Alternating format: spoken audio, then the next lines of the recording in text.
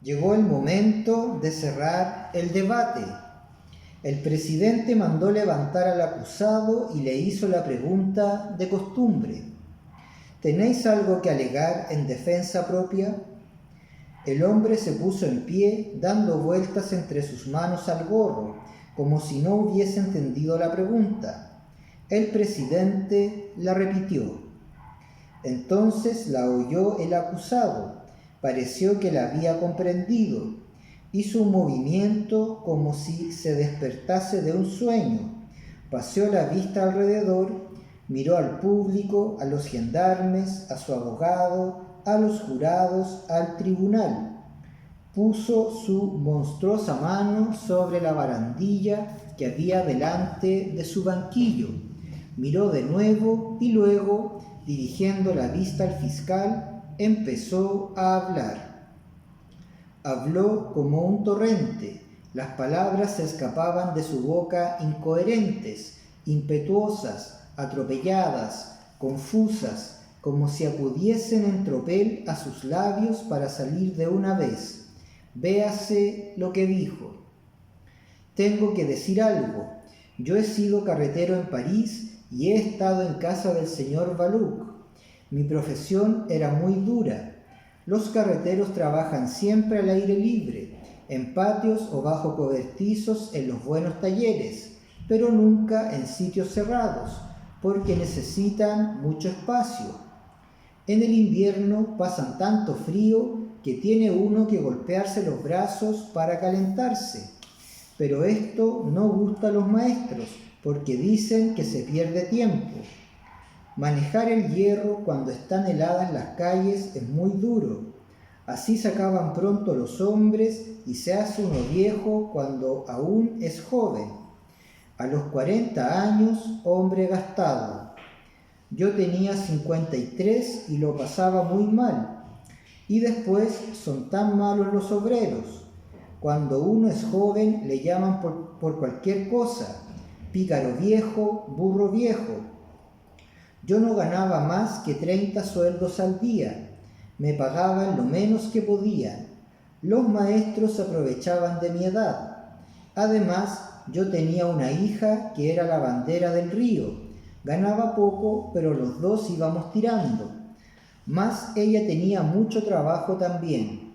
Estaba todo el día metida en una banca hasta medio cuerpo, con lluvias, con nieves, con un viento que cortaba la cara. Cuando helaba era lo mismo, tenía que lavar, porque hay mucha gente que no tiene bastante ropa y espera ser servida enseguida, y si no lavaba perdía a los parroquianos. Las tablas están muy mal juntas y entra el agua por todas partes. Los vestidos se mojaban todos por arriba y por abajo. El agua le penetraba. Lavó también algún tiempo en el hospital de los niños expósitos, a donde llega el agua por caños. Allí no hay bancas. Se lava delante del caño y se aclara en el estanque. Como allí está cerrado, se tiene menos frío, pero la colada de agua caliente es muy mala y hace perder la vista. Venía la pobre a las 7 de la noche y se acostaba porque estaba rendida. Su marido la pegaba. Ha muerto ya. Hemos sido muy desgraciados. Era una joven que no iba a los bailes, siempre en su casa. Me acuerdo de un martes de carnaval en que estaba acostada a las 8. Ahí tenéis, yo digo la verdad. No tenéis que hacer más que preguntarme. Ah, sí, preguntad. Yo soy muy torpe. París es un infierno. ¿Quién conoce al tío Champmathieu? Ya os he dicho que el señor Baluc. Preguntad en casa de Baluc. No sé qué más me queréis. El hombre se cayó y permaneció en pie. Había hablado con voz alta, ronca, precipitada, dura, con una especie de sencillez irritada y salvaje. Una vez se interrumpió para saludar a alguien entre los espectadores. Las afirmaciones que lanzaba, por decirlo así, de su boca salían como una especie de hipo violento, y acompañaba cada una con un gesto parecido al que hace un leñador al hender la madera. Así que acabó. El auditorio se echó a reír. Él miró al público, vio que se reía y no comprendiendo nada, se echó a reír también. Triste era aquel espectáculo. El presidente, que era un hombre atento y benévolo, habló a su vez. Recordó a los señores jurados que el señor Baluc, antiguo maestro carretero con quien había trabajado el acusado, había sido citado inútilmente, estaba en quiebra y no había podido ser hallado. Después, volviéndose al acusado, le aconsejó que oyera lo que iba a decirle, y añadió: vuestra situación exige que reflexionéis. Sobre vos pesan las más graves presunciones y os pueden traer consecuencias capitales. Por interés vuestro, os requiero por última vez para que os expliquéis claramente sobre estos dos hechos. Primero, ¿habéis escalado la cerca de Pierrón, roto una rama y robado manzanas? Es decir, ¿habéis cometido un robo con escalamiento, sí o no?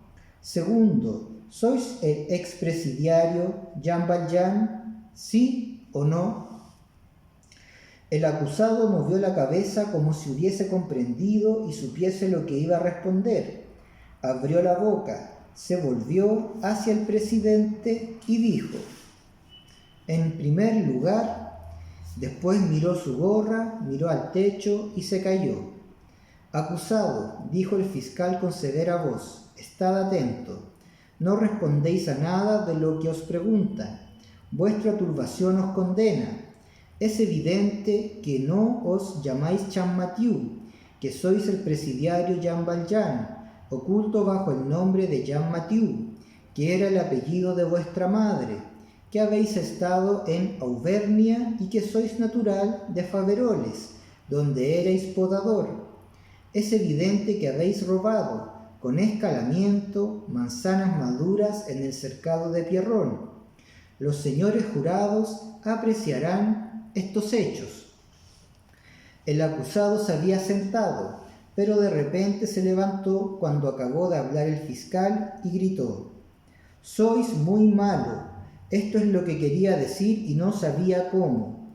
Yo no he robado nada. Soy un hombre que no puede comer todos los días. Venía de Ailly, iba por el camino después de una tempestad que había asolado el campo. Los charcos se desbordaban y no se veían por encima de las arenas más que las puntas de la hierba. Al lado del camino encontré una rama con manzanas en el suelo y la recogí sin saber que me traería un castigo. Hace 3 meses que estoy preso y que me interrogan. Después de esto no sé qué decir. Se habla contra mí, se me dice, responde. El gendarme, que es un buen muchacho, me da con el codo y me dice por lo bajo, contesta. Yo no sé explicarme, no he hecho estudios, soy un pobre. Esto es lo que es injusto no conocer. No he robado, he cogido del suelo una cosa. Decís Jean Valjean, Jean Mathieu, yo no los conozco. Serán aldeanos. He trabajado en casa del señor Baluc, en el boulevard del hospital. Me llamo Champmathieu. Sois muy mal intencionados al decirme dónde he nacido. Yo lo ignoro, porque no todos tienen una casa para venir al mundo. Esto sería muy cómodo. Creo que mi padre y mi madre andaban por los caminos, y no sé más. Cuando era niño me llamaban pequeño, ahora me llaman viejo. Estos son mis nombres de bautismo, tomadlo como queráis. Que he estado en Auvernia, que he estado en Faveroles, Pardiez, y que es imposible haber estado en Auvernia y en Faveroles sin haber estado antes en presidio. Os digo que no he robado y que soy el tío Champmathieu. He estado en casa del señor Baluc, allí he vivido. Me estáis fastidiando con vuestras tonterías. ¿Por qué estáis encarnizados conmigo? El fiscal había permanecido en pie y, dirigiéndose al presidente, le dijo: Señor presidente, después de oír las negativas confusas y muy hábiles del acusado, que quiere pasar por idiota, pero que no lo conseguirá, se lo advertimos.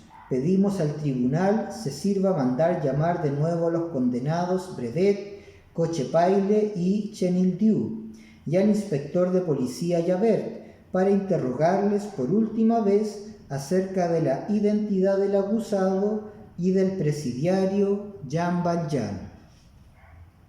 Debo advertir al fiscal de su majestad, dijo el presidente, que el inspector Javert, llamado por sus obligaciones a la capital de un distrito próximo, ha dejado esta ciudad, así que hizo su declaración. Le hemos dado licencia para ello con el consentimiento del Ministerio Público y del defensor del acusado. Es cierto, señor presidente, dijo el fiscal. En ausencia del señor Javert, creo que debo recordar a los señores jurados lo que ha declarado aquí mismo hace pocas horas. Javert es un hombre estimado que honra con rigurosa y estrecha probidad un cargo inferior, pero de importancia. Véase en qué términos ha declarado. No tengo necesidad de presunciones morales ni de pruebas materiales que desmientan las negativas del acusado. Le conozco perfectamente. Este hombre no se llama Champmathieu. Es un antiguo presidiario, muy malo y muy temido, llamado Jean Valjean. Se le puso en libertad al terminar su condena, con sentimiento. Ha sufrido 19 años de trabajos forzados por robo calificado. 5 o 6 veces trató de escaparse. Además del robo de Gervasillo y de Pierron, sospecho que cometió otro en casa de su ilustrísima, el difunto obispo de D. Le he visto muchas veces cuando era ayudante en Tolón. Repito que le conozco perfectamente. Esta declaración tan terminante produjo una viva impresión en el público y en el jurado. El fiscal concluyó insistiendo en que a falta de Javert fuesen oídos de nuevo e interrogados solemnemente los 3 testigos, Brevet, Cochepaille y Chenildieu. El presidente dio una orden a un ujier y un momento después se abrió la puerta del cuarto de los testigos. El ujier, acompañado de un gendarme, dispuesto a auxiliarle, introdujo al condenado Brevet. El auditorio estaba en suspenso. Todos los corazones palpitaban como si tuviesen una sola vida. El presidiario Brevet llevaba el traje negro y gris de las prisiones centrales. Era un hombre de unos 60 años, que tenía aire de pícaro y facha de hombre de negocios, cualidades que van juntas algunas veces. En la cárcel, a donde le habían llevado nuevos delitos, había llegado a ser calabocero o cosa semejante. Era un hombre cuyos jefes decían: quiere hacerse útil. Los capellanes daban testimonio de sus costumbres religiosas. No debe olvidarse que esto sucedía en tiempo de la Restauración. Brevet, dijo el presidente, habéis sufrido una pena infamante y no podéis jurar. Brevet bajó los ojos.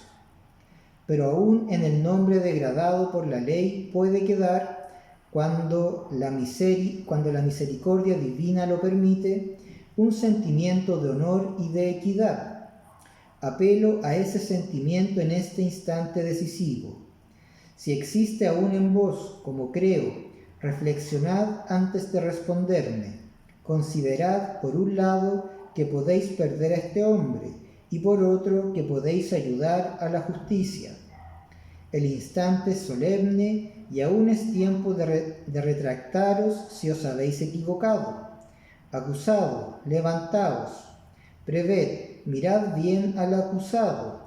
Reunid vuestros recuerdos y decid en vuestra conciencia si persistís en reconocer este hombre a vuestro antiguo compañero de presidio, Jean Valjean. Brevet miró al acusado y después se volvió al tribunal. Sí, señor presidente, yo lo he conocido el primero y persisto en ello.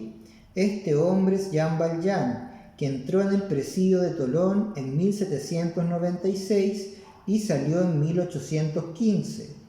Yo salí un año después. Ahora tiene el aire de bruto, lo cual consistirá en que le ha embrutecido la edad. En el presidio era muy socarrón. Le conozco positivamente. Id a vuestro asiento, dijo el presidente. Acusado, seguid en pie. Entró Chenildiu, presidiario perpetuo, como indicaba su chaqueta roja y su gorro verde. Sufría su pena en el presidio de Tolón, de donde había salido para declarar en esta causa. Era de pequeña estatura, como de 50 años, vivo, arrugado, amarillento, nervioso, descarado. Tenía en todos sus miembros y en todo su cuerpo una especie de debilidad enfermiza, y en la mirada una fuerza inmensa. Sus compañeros le llamaban Niego a Dios. El presidente le hizo las mismas preguntas que a Brevet. En el momento en que le recordó que su infamia no le permitía jurar, Chenildiu levantó la cabeza y miró al público descaradamente. El presidente le amonestó para que se reportara y le preguntó, como a Brevet, si conocía al acusado. Chenildiu soltó una carcajada. Vaya si le conozco. Hemos pasado 5 años atados a la misma cadena. ¿Te enfadas, antiguo camarada? Id a vuestro asiento, dijo el presidente. El portero entró a Cochepail, que era otro presidiario perpetuo, que venía del presidio vestido de rojo, lo mismo que Chenildiu. Era natural de Lourdes, un semioso de los Pirineos. Había guardado un rebaño en la montaña, y de pastor había pasado a bandolero. No era menos salvaje y parecía más estúpido que el acusado. Era uno de esos seres desgraciados que la naturaleza comienza a formar bestias feroces y la sociedad concluye haciéndolos presidiarios. El presidente trató de conmoverle con algunas palabras patéticas y graves y le preguntó, como a los otros dos, si persistía en creer sin duda alguna que conocía a aquel hombre.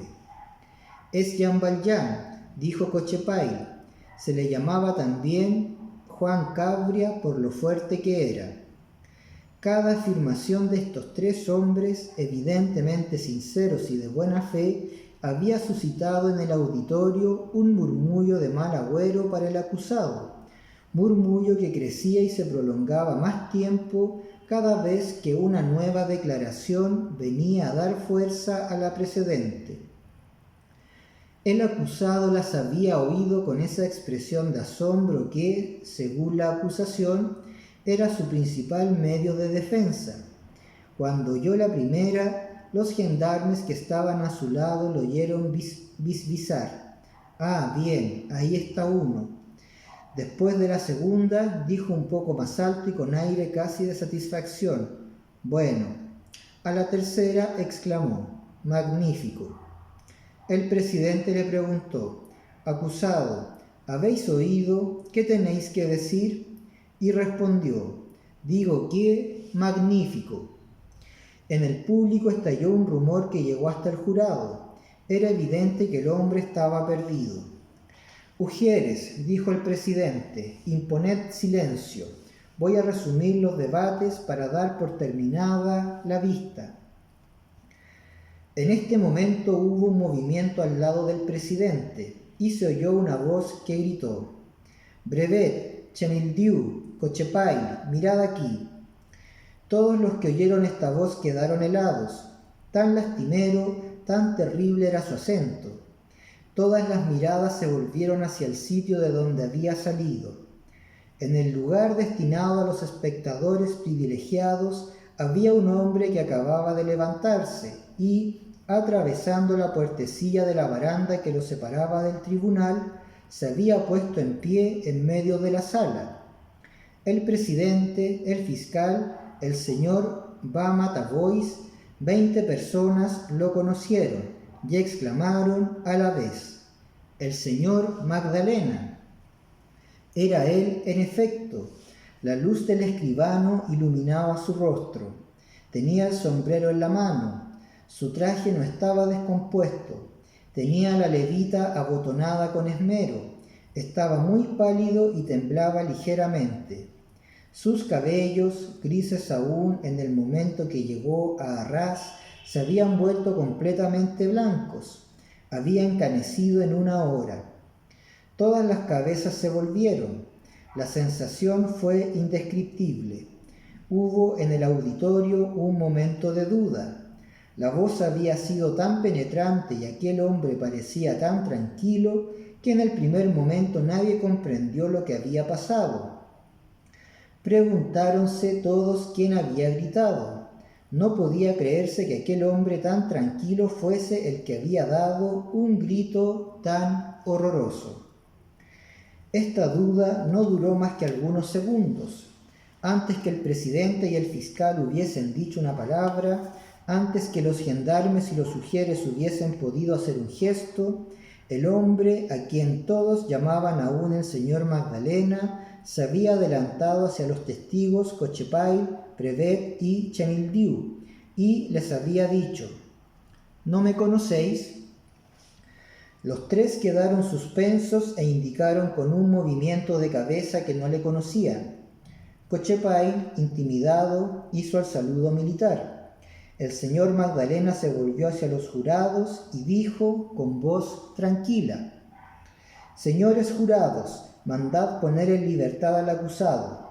Señor presidente, mandad que me prendan.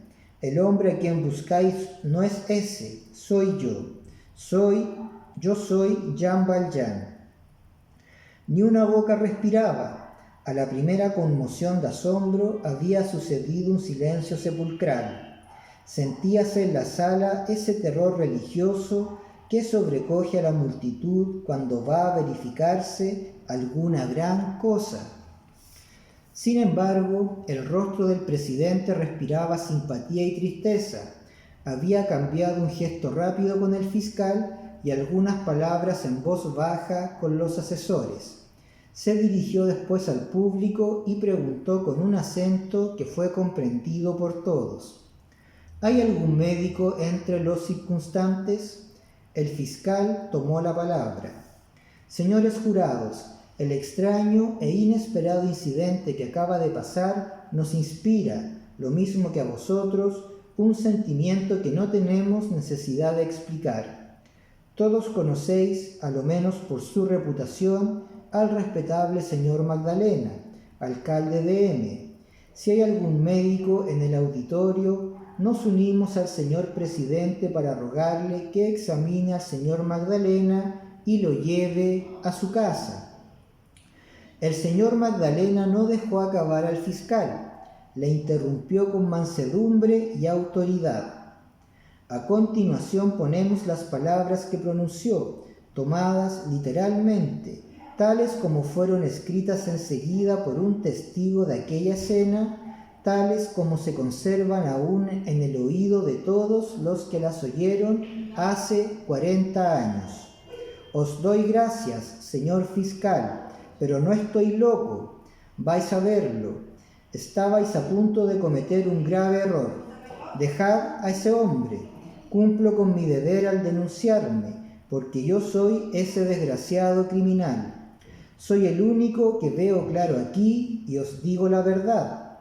Dios juzga desde allá arriba lo que hago en este momento. Esto me basta. Podéis prenderme, puesto que estoy aquí. Yo, mirando por mi propio interés, me he ocultado largo tiempo con otro nombre. He llegado a ser rico, me han hecho alcalde, he querido vivir entre los hombres honrados, mas parece que esto es ya imposible. Hay muchas cosas que no puedo decir ahora. No puedo contaros mi vida, algún día se sabrá. He robado al señor obispo, es verdad. He robado a Gervasillo, también es verdad. Habéis tenido razón al decir que Jean Valjean era muy malvado, pero la falta no es toda suya. Creedme, señores jueces, un hombre tan humillado como yo no debe quejarse de la providencia ni aconsejar a la sociedad, pero la infamia de que había querido salir es muy grande. El presidio hace al presidiario. Reflexionad sobre esto si queréis. Antes de ir a presidio era un pobre aldeano muy poco inteligente, una especie de idiota. El presidio me transformó. Era estúpido, me hice malvado. Era un pedazo de leño, me hice un tizón. La bondad y la indulgencia me salvaron de la perdición a que me había arrastrado la severidad. Pero, perdonadme, no podéis comprender lo que digo. En mi casa, en las cenizas de la chimenea, hallaréis la moneda de 40 sueldos que robé hace 7 años a Gervasillo. No tengo más que decir, prendedme. Veo que el señor fiscal mueve la cabeza como diciendo: el señor Magdalena se ha vuelto loco. No me creéis. Esto es lo más triste. A lo menos no condenéis a ese hombre, pues que esos no me conocen. Quisiera que estuviera aquí a ver, él me reconocería. Imposible es describir la melancolía triste y tranquila que acompañó a estas palabras. Volviéndose después hacia los 3 testigos, le dijo: yo os conozco, Brevet. ¿Os acordáis? Se interrumpió, dudó un momento y dijo: ¿te acuerdas de aquellos tirantes de cuadros que tenías en el presidio? Brevet hizo un movimiento de sorpresa y le miró de los pies a la cabeza, asustado. Chenildieu dijo después: tú, que te llamabas a ti mismo, niego a Dios, tienes el hombro derecho todo abrasado, porque te echaste un día sobre un brasero encendido para borrar las 3 letras TFP, que aún se descubren bastante. Responde, ¿no es verdad? Es cierto, dijo Chenildieu. Y dirigiéndose a Cochepaille le dijo: Cochepaille, tú tienes cerca de la sangría del brazo izquierdo una fecha escrita en letras azules con pólvora quemada. Esta fecha es la del desembarco del emperador en Cannes el 1 de marzo de 1815. Levántate la manga. Cochepaille se levantó la manga. Todas las miradas se dirigieron a su brazo desnudo. Un gendarme acercó una luz. Allí estaba la fecha. El desgraciado se volvió hacia el auditorio y hacia los jueces con una sonrisa que aún mueve a compasión a los que la vieron cuando la recuerdan. Era la sonrisa del triunfo, pero también la sonrisa de la desesperación. Ya veis, dijo, que soy Jean Valjean. No había ya en aquel recinto jueces, ni acusadores, ni gendarmes. No había más que ojos fijos y corazones conmovidos. Nadie se acordaba del papel que debía representar. El fiscal olvidó que estaba allí para acusar, el presidente que estaba para presidir, el defensor que estaba para defender. No se hizo ninguna pregunta, no intervino ninguna autoridad. Los espectáculos sublimes se apoderan del alma y convierten a todos los que los presencian en meros espectadores. Tal vez ninguno podía explicarse lo que experimentaba, ninguno podía decir que veía allí una gran luz y, sin embargo, interiormente todos se sentían deslumbrados.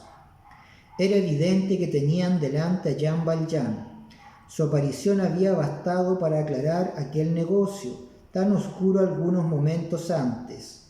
Sin necesidad de explicación alguna, aquella multitud comprendió enseguida, como que estaba para presidir, el defensor que estaba para defender. No se hizo gaba para evitar que fuese condenado otro en su lugar. Los detalles, las dudas, las dificultades posibles se perdieron en aquella luz. La impresión pasó con rapidez, pero fue irresistible. No quiero perturbar por más tiempo la audiencia, dijo Jean Valjean. Me voy, puesto que no me prenden. Tengo mucho que hacer.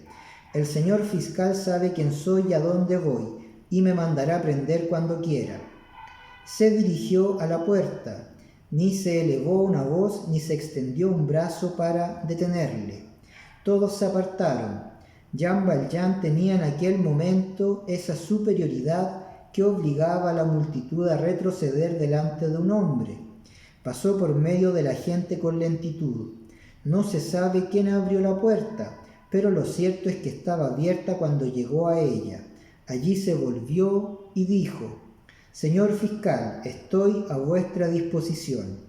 Y, dirigiéndose al auditorio, añadió: «Todos creéis que soy digno de compasión, ¿no es verdad? Dios mío, cuando pienso en lo que he estado a punto de hacer, me creo digno de envidia. Sin embargo, preferiría que nada de esto hubiera sucedido». Salió. La puerta se cerró como se había abierto, porque los que hacen alguna cosa grande están siempre seguros de encontrar a alguien que les sirva entre la multitud. Una hora después, el veredicto del jurado declaraba inocente a Champmathieu, que, puesto en libertad, inmediatamente se fue estupefacto, creyendo que todos estaban locos y no comprendiendo nada de lo que había visto.